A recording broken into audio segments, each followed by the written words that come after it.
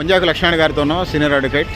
Sir చెప్పండి, మహాత్మా గాంధీకి సంబంధించి ఒకవైపు బీజేపీ ట్రోల్ చేస్తూ ఉంది, ఇంకొక వైపు గాంధీజీ స్వతంత్ర ఉద్యమంలో పెద్ద ఎత్తున పాల్గొనడు, ఎవరికి ఎన్ని అభిప్రాయాలు ఉన్నారు సార్ చెప్పండి. ఈరోజు గాంధీ గారి వర్ధంతి. ఈరోజు గాంధీ గారిని హిందూ మతోన్మదులు గాడ్సే చంపినటువంటి మన భారతదేశ చరిత్రలోనే ఒక దుర్దినం.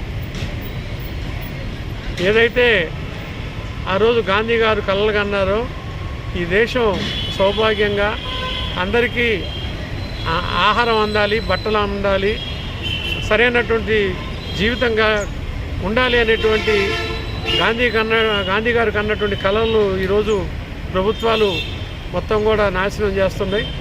ముఖ్యంగా ఈరోజు ఎవరైతే అధికారంలో ఉన్నారో ఆ రోజుల్లో ఎలాంటి స్వాతంత్ర పోరాటంలో పాల్గొన్నటువంటి వాళ్ళు హిందూ మతోన్మాదంతో పేరుతోటి రెచ్చిపోయినటువంటి గాడ్సే లాంటి వాళ్ళని ఈరోజు గాడ్సేని గాంధీగా కొలవాలనేటువంటి చెప్పేటువంటి సంస్కృతికి ఈరోజు కేంద్ర ప్రభుత్వం తయారైంది.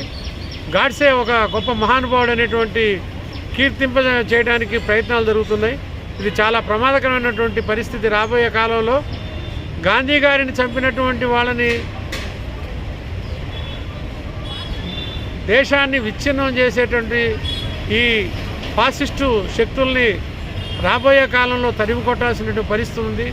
లేకపోతే మన దేశం హిందూ, ముస్లిం, క్రైస్తవ అన్ని మతాల సమైక్యత ఉన్నటువంటి మన భారతదేశాన్ని విచ్ఛిన్నం చేసేటువంటి కుట్ర పన్నుతున్నటువంటి ఈ హిందూ మతోన్మాదాల్ని ఖచ్చితంగా ఎండగట్టాల్సిన బాధ్యత ప్రతి ఒక్క భారతీయ పౌరుడి మీద ఉందని, అదేవిధంగా మన భారతదేశం సార్వభౌమత్వాన్ని తీసుకెళ్ళి అమెరికాకి, ట్రంప్కు తీసుకెళ్ళి దారాదత్తం చేస్తున్నటువంటి కేంద్ర ప్రభుత్వ విధానాలను ప్రజలందరూ కూడా చూడాలని, ఏదైతే గాంధీ గారు కలలుగన్నటువంటి స్వరాజ్యాన్ని నిలబెట్టుకోవాల్సినటువంటి బాధ్యత మనందరి మీద ఉందని తెలియజేస్తూ ముగిస్తున్నాం.